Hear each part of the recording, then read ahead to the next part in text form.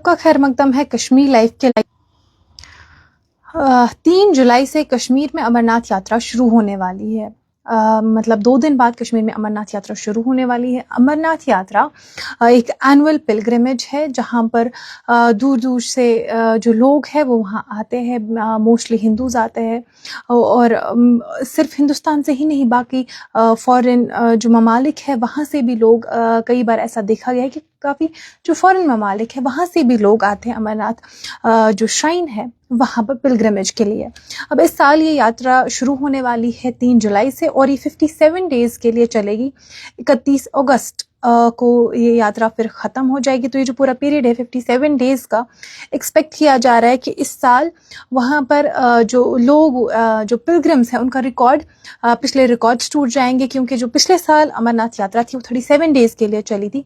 Basically पिछले साल भी जो लास्ट के 10 दिन इसमें कट शॉर्ट करने पड़े थे क्योंकि मौसम जो है जब बारिशें काफ़ी ज़्यादा हुई तो उसके बाद ये कंटिन्यू नहीं हो पाई।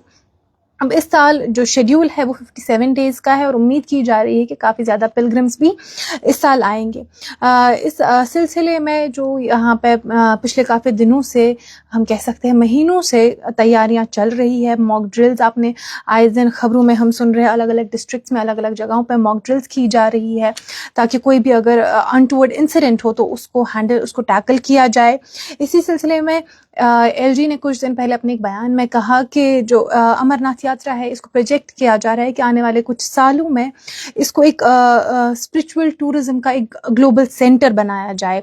कुछ सालों में हम इसको इतना आगे लेके जाए कि ये एक ग्लोबल सेंटर बन जाए, एक स्पिरिचुअल टूरिज्म का एक ग्लोबल सेंटर बन जाए अमरनाथ यात्रा। अब इस साल अमरनाथ यात्रा में जो अलग अलग तैयारियां हों उनमें ऑनलाइन रजिस्ट्रेशन, जिसमें पिलग्रिम्स को भी ऑनलाइन रजिस्टर करना था, जो सर्विस प्रोवाइडर्स है क्योंकि काफ़ी जो लोग हैं कश्मीर के अलग अलग डिस्ट्रिक्ट से वो वहाँ पे जाते हैं, स्टॉल्स, हॉकर्स वगैरह, तो उसके लिए भी रजिस्ट्रेशन करनी थी। RFIDs दी जाएंगी, GPS बेस्ड मॉनिटरिंग होगी, कैमरा सर्वेलेंस, जो पूरा रूट है अमरनाथ यात्रा का वहाँ पर कैमरा, CCTV कैमरास लगाए गए हैं।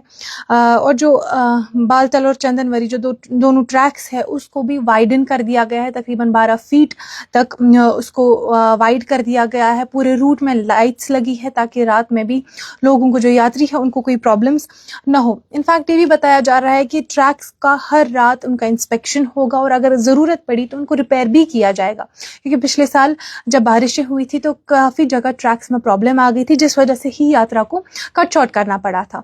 तो ये एक इस साल इंतज़ाम में है कि इस साल बताया जा रहा है कि जो ट्रैक्स है हर रात उनकी इंस्पेक्शन होगी, जहाँ पे ज़रूरत होगी उनको रिपेयर कर दिया जाएगा।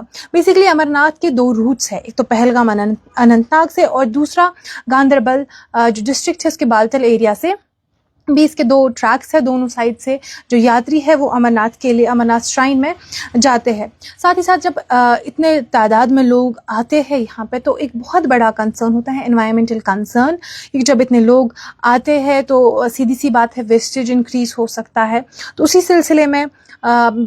सिलसिले में ये भी बताया गया है कि इंश्योर किया जाएगा, एक की ऑब्जेक्टिव इस साल ये रहेगा कि ज़ीरो वेस्ट यात्रा हो। मतलब अलग अलग जगहों पे वेस्ट कलेक्शन सिस्टम्स रखे गए हैं, ये फैसिलिटीज़ रखी गई है अलग अलग जगहों पे। और एक इनिशिएटिव रहेगा bring plastic take a bag. इसका एक ही एम है कि प्लास्टिक यूजेज को मिनिमाइज कर दिया जाए। अगर कोई भी जो पिलग्रिम है कोई भी वहाँ पे प्लास्टिक दे सकते हैं और इन एक्सचेंज वो एक बैग ले सकते हैं। इससे जो प्लास्टिक यूजेज है उसको कम से कम कर दिया जाएगा। साथ ही साथ हम हर साल देखते हैं कि जब यात्री आते हैं तो कभी किसी की तबीयत खराब हो सकती है। काफ़ी एक्सीडेंट्स भी पिछले कुछ सालों में देखे जा रहे हैं। इस वजह से जो दोनों बेस कैंप्स होंगे वहाँ पर 100 बेडेड हॉस्पिटल को की अरेंजमेंट्स कर दी गई है, जहाँ पे पूरा स्टाफ, डॉक्टर्स, नर्सेस को रखा जाएगा।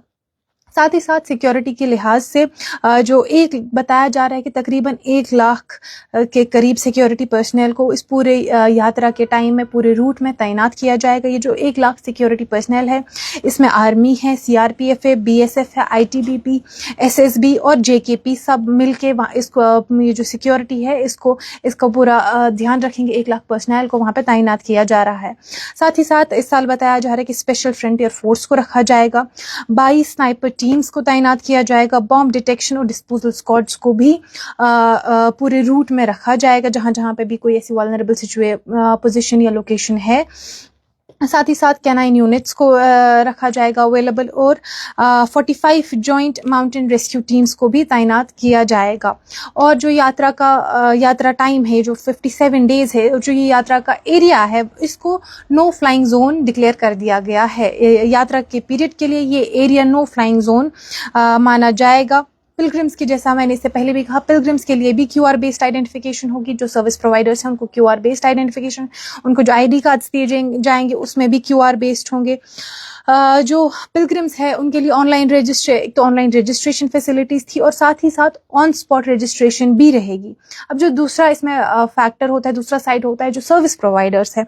तकरीबन जम्मू कश्मीर से 29,073 सर्विस प्रोवाइडर्स ने ऑलरेडी रजिस्टर किया है। ये जून के तीसरे हफ्ते का डेटा है, जहां पर तकरीबन 29,000 से ज़्यादा रजिस्ट्रेशन ऑलरेडी हो चुकी थी, जिसमें 14,000 पोनीवालाज थे, 9,000 पालकी वाला थे, 3,837 जो पिट्ठू ऑपरेटर्स थे, और 1,208 हॉकर्स थे। ये सभी सर्विस प्रोवाइडर्स है, जिसमें सबसे ज़्यादा अनंतनाग से ही लोगों ने रजिस्टर किया है। इसके साथ साथ जो यात्रा का टाइम है, चूँकि काफ़ी लोग आते हैं, टूरिस्ट आते हैं, यात्री आते हैं जो अमरनाथ के लिए आते हैं, तो उस वक्त एक ट्रैफिक मैनेजमेंट सिस्टम की काफ़ी ज़्यादा ज़रूरत होती है, और उसका भी ध्यान रखा गया है। जो एक ट्रैफिक एडवाइजरी है कश्मीर के हवाले से, तो कश्मीर से जम्मू नवयुग टनल के पास एक कट ऑफ टाइमिंग रहेगी। जो भी यात्री होंगे, पिलग्रिम्स होंगे, टूरिस्ट होंगे, जिन्हें भी कश्मीर से जम्मू जाना हो, उन्हें नवयुग टनल क्रॉस करने नहीं दी जाएगी सुबह 11:30 से पहले। मतलब अगर आप कश्मीर से जम्मू जा रहे हैं टूरिस्ट पिलग्रिम, तो आपको नवयुग टनल 11:30 के बाद ही क्रॉस करने मिलेगी। और अगर आप जम्मू से कश्मीर आ रहे हैं, तो आपको 3 बजे के बाद नवयुग टनल क्रॉस करने नहीं दी जाएगी। मतलब अगर आपको जम्मू से कश्मीर आना है, तो आपको 3 बजे से पहले ही नवयुग टनल क्रॉस करनी है। पर्टिकुलरली विद इन कश्मीर किसी को भी श्रीनगर जाना हो अनंतनाग से, तो कट ऑफ टाइमिंग है 4 बजे। मतलब आपको श्रीनगर पहुंचना है। ये टूरिस्ट और पिलग्रिम्स के लिए है पर्टिकुलरली। मतलब आपके व्हीकल्स जो ट्रैवल है आपका, आपको अनंतनाग से श्रीनगर जाना है, तो आपको 4 बजे का कट ऑफ टाइमिंग है। और उसके बाद अगर आपको अनंतनाग से नवयुग टनल की तरफ जाना है, तो 5 बजे आपका कट ऑफ टाइम है। 5 बजे से पहले आप जाने चाहिए। जैसे आप 11:30 से पहले नहीं जा सकते, वहीं आप 5 बजे के बाद नहीं जा सकते हैं। अगर आपको श्रीनगर से गांदरबल या बारामूला जाना है, तो 3 बजे आपका कट ऑफ टाइम है। आप 3 बजे से पहले ही जाने चाहिए।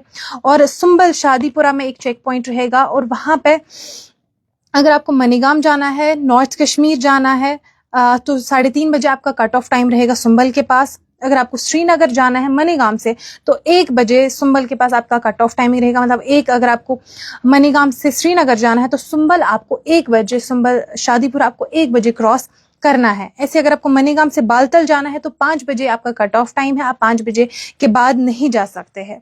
और ये जो ड्यूरेशन है यात्रा का पीरियड, जो 57 डेज है, इसमें टूरिस्ट के लिए एक स्पेशल एडवाइजरी है कि श्रीनगर और गुलमर्ग के बीच में आप ट्रैवल नहीं कर पाएंगे 5 बजे के बाद। मतलब किसी भी टूरिस्ट को अगर श्रीनगर से गुलमर्ग जाना है, गुलमर्ग से श्रीनगर जाना है, इन 57 डेज का जो पीरियड है इस दौरान, तो 5 बजे के बाद आप नहीं ट्रैवल कर सकते हैं। ये पर्टिकुलरली यात्रा के ड्यूरेशन जो 1 जुलाई से 31 अगस्त के लिए है। तो ये सारी अरेंजमेंट्स को रखा गया है इन दिनों के लिए। इसमें अलग अलग सिक्योरिटी ग्रिड इन्वॉल्व है। इस पे मॉक ड्रिल्स लगातार हो रही है, इसमें मीटिंग्स हो रही है, रिव्यूज लिए जा रहे हैं, और 2 दिन बाद अमरनाथ यात्रा शुरू होने वाली है। और इसके आगे कोई भी अपडेट रहेगा वो हम आप तक पहुंचाएंगे। फिलहाल के लिए आप देखते रहे कश्मीर लाइव।